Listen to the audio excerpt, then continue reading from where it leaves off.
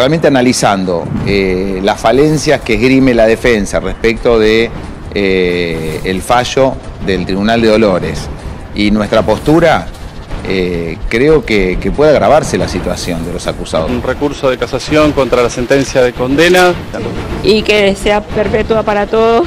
Todos participaron y espero que se nos dé la justicia. Los jueces no han dictado justicia conforme lo han dictado en otros casos con características similares, sino que han dictado lo que la voz popular, lo que el pueblo, lo que la presión mediática y los abogados mediáticos le han soplado.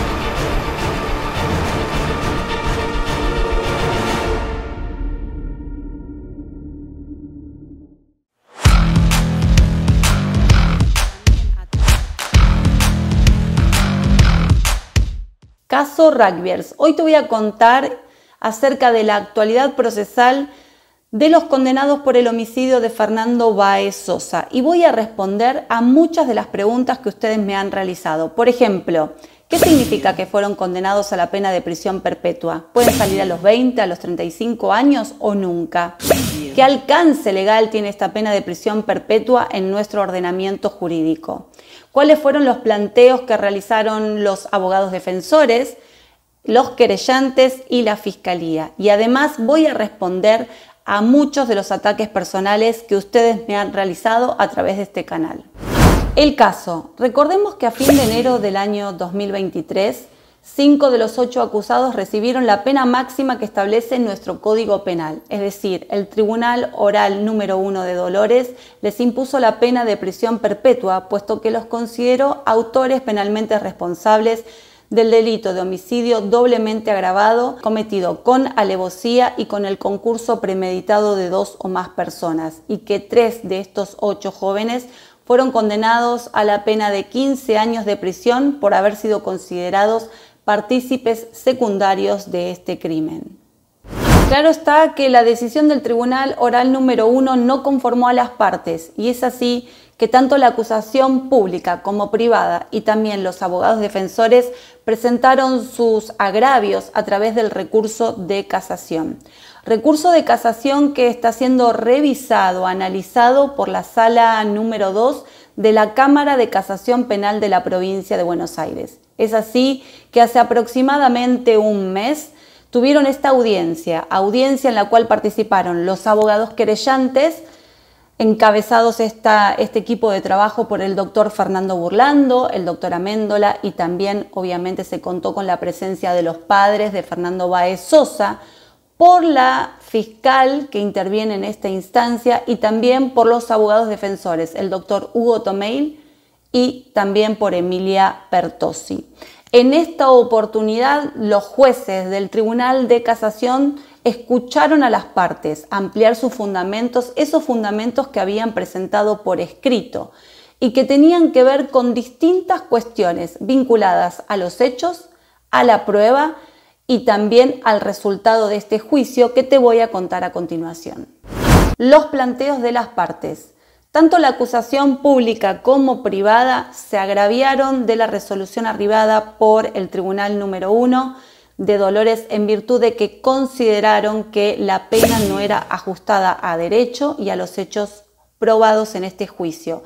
Ellos lo que buscan es que la condena a prisión perpetua se extienda a los 8 involucrados, no solamente respecto de 5, sino también respecto de los 3 a quienes se les impuso la pena de 15 años de prisión. En este sentido hablan de ciertas incongruencias en el análisis del material probatorio y en la calificación legal otorgada por este tribunal. La defensa basa sus agravios en 3 cuestiones principales. Número 1, plantea la nulidad de la declaración indagatoria, una vez más, y de todo lo actuado en consecuencia de ello. ¿Por qué? Porque considera que se violentaron al momento de tomarse la declaración indagatoria a los 8 acusados garantías constitucionales y además porque no se han cumplido con las solemnidades que el Código Procesal Penal de la Provincia de Buenos Aires establece en este sentido. Es muy importante mencionar que esta nulidad fue planteada en varias oportunidades por el abogado defensor y que ninguna ha tenido éxito hasta el momento. El segundo de los agravios tiene que ver con la violación al principio de congruencia. ¿Qué significa esto?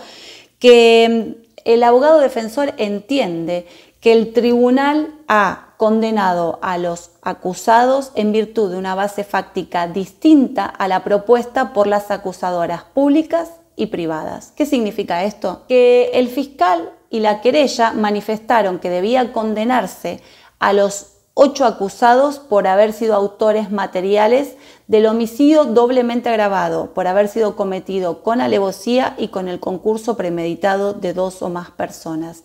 Ellos interpretaron, según la prueba producida en ese juicio, que los 8 acusados, los 8 jóvenes, habían establecido un plan para matar a Fernando Báez Sosa. Sin embargo, el tribunal consideró que el plan que ellos tenían era de ir a agredir a Fernando Báez Sosa y no de ir a matarlo, y que cuando estaban llevando adelante la acción cambiaron esa intención, ese dolo de agredir a dolo de matar. Sobre esta circunstancia particular de la sentencia te dejo el enlace para que accedas al video completo donde analizo los detalles de la sentencia y los errores que a mi modo de ver ha cometido el tribunal. Y el tercer agravio, muy ligado al anterior, tiene que ver con la propuesta que hace el abogado defensor de tener que considerar a estos hechos como un homicidio cometido en agresión o en riña, que es el delito establecido en el artículo 95 del Código Penal. El defensor entiende entonces que, como no se puede determinar al autor, entre otras cosas, y como había una disputa entre distintos miembros de estos 2 grupos de jóvenes, correspondía aplicar la figura del homicidio en agresión. Y por lo tanto, cambia notablemente la pena que los involucrados pueden recibir, puesto que la pena establecida en el artículo 95 va de 2 a 6 años de prisión, muy diferente, por supuesto, a la pena de prisión perpetua que establece el artículo 80 de nuestro Código Penal. ¿Cómo sigue este asunto? Según las normas procesales, el Tribunal de Casación tiene un plazo de 20 días para resolver el planteo de las partes y dar razón o rechazar los argumentos que las mismas han planteado. Pero sabemos que esta no es una instancia definitiva y que cualquiera de las partes agraviadas, es decir, disconformes con esta resolución del Tribunal de Casación, puede presentar un recurso extraordinario que va a ser resuelto y tramitado ante la Suprema Corte de la Provincia de Buenos Aires, siempre que la parte agraviada demuestre que aquí se da un caso federal, es decir, donde la resolución es totalmente contraria a lo que establece la norma constitucional o los pactos internacionales de derechos humanos, o cuando se da lo que se conoce como doctrina de la arbitrariedad, que generalmente la Corte Suprema de Justicia de la Nación entiende que hay arbitrariedad de la sentencia cuando la resolución a la que arriba el tribunal es contraria a los hechos, a la prueba o al derecho invocado por las partes. Ahora bien, muchos de ustedes me han preguntado cuál es el alcance real de esa pena de prisión perpetua, es decir, cuántos años efectivamente un condenado por esta categoría va a permanecer en prisión. Muchos me han dicho que solamente permanece 20 años, otros me dijeron 35 y muy pocos acertaron. ¿Por qué te digo esto? Porque el artículo 80 de nuestro Código Penal establece que los homicidios agravados tienen una única pena, es decir, el juez no tiene posibilidad de ponderar entre mínimos y máximos como se establece, por ejemplo, en el homicidio simple, donde el juez tiene la opción de castigar al acusado con una pena que va de 8 a 25 años de prisión. Entonces, esta pena única es la que condiciona al juez y simplemente está atado y puede imponer la pena que el artículo 80 establece. Lo cierto es que anteriormente a reformas que se realizaron a nuestro Código Penal, el condenado a la pena de prisión perpetua podía acceder a la libertad condicional cuando cumplía 20 años de prisión. Luego, a partir del año 2007, el artículo 14 de nuestro Código Penal fue modificado por lo que se conoce como la Ley Luis Petri. Y en este sentido es el artículo 14 del Código Penal el que veda toda posibilidad de solicitar y de conceder los beneficios de la libertad condicional a los condenados por un catálogo de delitos que allí se establecen, entre los que está aquellos que hubiesen sido condenados por homicidios agravados, es decir, conforme lo establece el artículo 80 del Código Penal.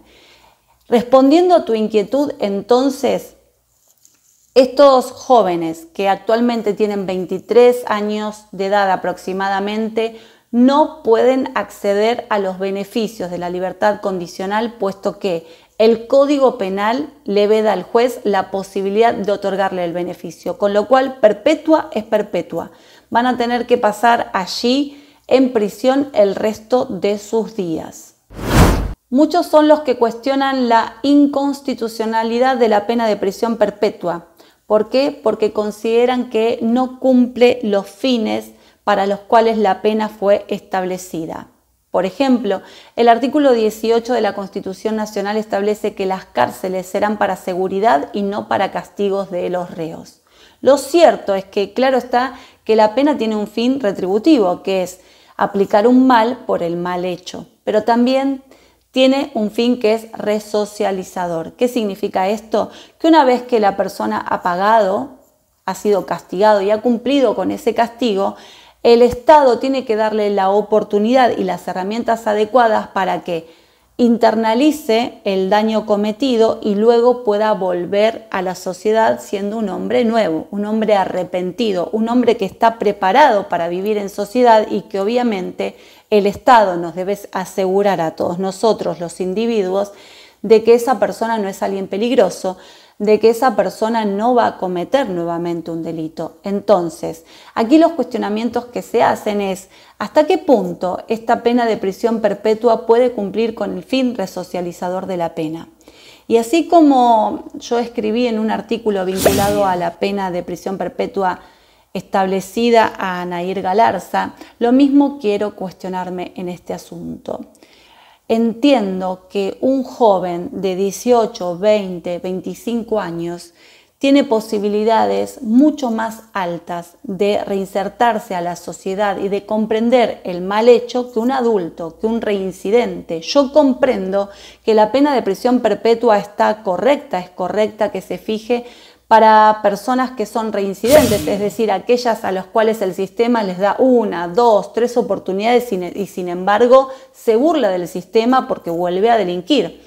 Considero que la pena de prisión perpetua está acorde para aquellos que son, por ejemplo, psicópatas, como es el caso de los violadores o violadores seriales. Realmente, a los psicópatas, a los violadores seriales, no les interesa cumplir con la ley. Es más, disfrutan del daño realizado y cada vez que tengan una oportunidad van a volver a delinquir. ¿Por qué? Porque ellos se desinteresan de la norma, no tienen ninguna intención de cumplir con la ley. En cambio, una persona joven, una persona que ha cometido un error y obviamente tiene que pagar por ese error, tiene que pagar por ese crimen, conforme las penas que establece la ley, luego debe recibir la oportunidad de la sociedad y del Estado de, una vez pagado su castigo, volver a la sociedad. Yo creo que el fin resocializador de la pena puede cumplirse especialmente en personas que recién han alcanzado la edad adulta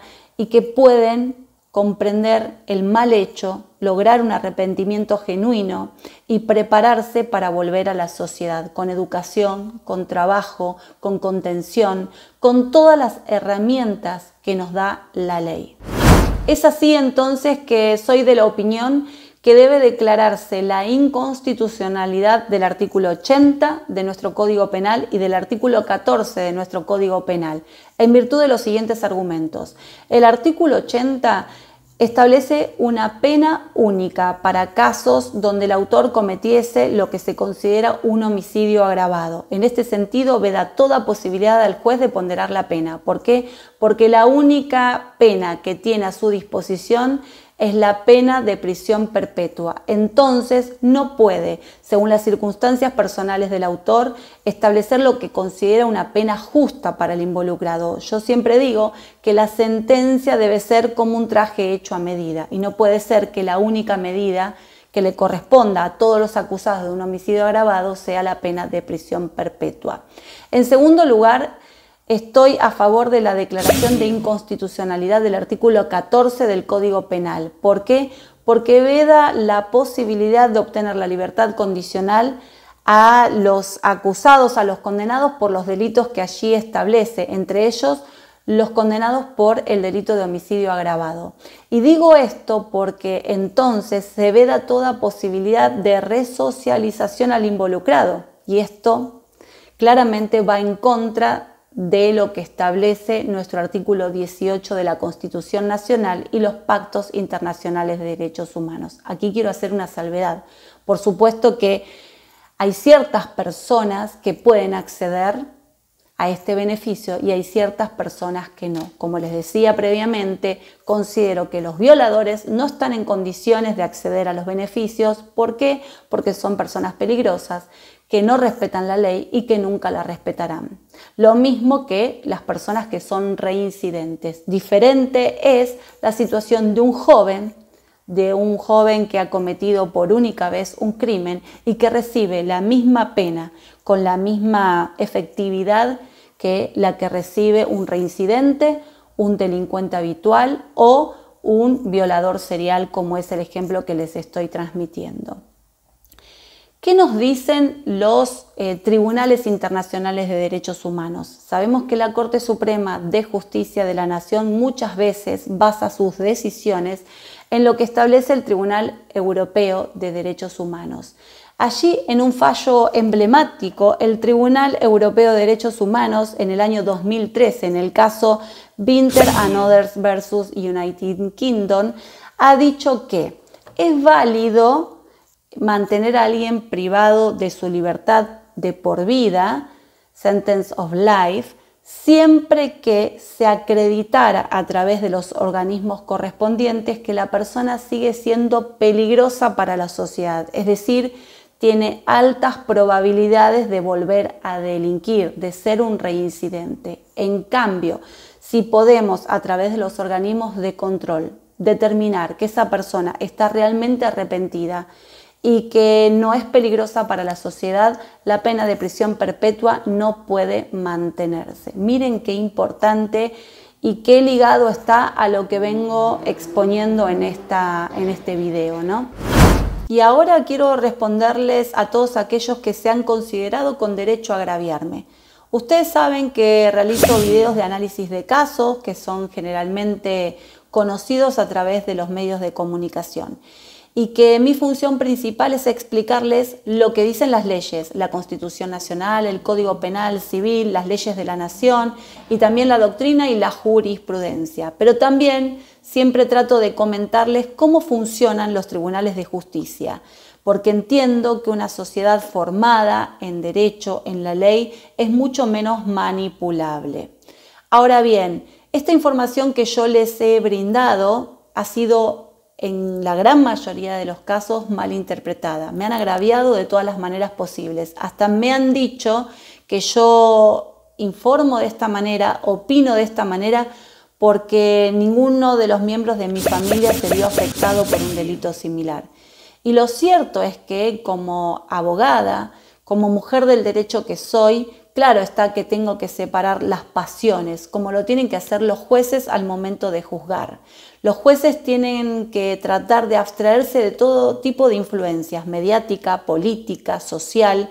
¿Para qué? Para analizar el caso a la luz de los hechos comprobados en el juicio. ¿Para qué? Para establecer lo que es más justo para los involucrados. Y es este el sentido de lo que yo quiero comunicar. Que aquí lo que interpreto es que los jueces no han dictado justicia conforme lo han dictado en otros casos con características similares, sino que han dictado lo que la voz popular, lo que el pueblo, lo que la presión mediática y los abogados mediáticos le han soplado. Y esto no está bien, porque hoy vos estás contento con que esto así suceda, pero mañana estoy segura que no lo vas a estar. Los jueces deben tener la valentía tal como para abstraerse de toda presión mediática y social y también para abstraerse de toda presión que puedan ejercer otros poderes del Estado. De eso se trata un poder judicial imparcial. Entender lo contrario realmente no es vivir en un Estado de Derecho, sino en un Estado donde impera la ley de los hombres y no la ley escrita. Así que espero haber respondido a tus inquietudes, a tus agravios infundados y decirte que a mí nadie me ha corrompido. Yo simplemente expreso una opinión y espero que la respetes como yo respeto la tuya. En definitiva, lo que te quiero decir aplicando la filosofía aristotélica, que estoy a favor del gobierno de las leyes y no del gobierno de los hombres. Estoy a favor de que reine un Estado de Derecho, no estoy a favor de la venganza privada, de la justicia por mano propia, estoy a favor de la vigencia de la ley. Soy una persona de derecho, de esto trabajo y por esto comunico. Bueno, espero que cualquier duda o comentario me lo escribas, no tengo ningún problema de que disientas, todas las opiniones expresadas con respeto son bienvenidas. Nos vemos la próxima.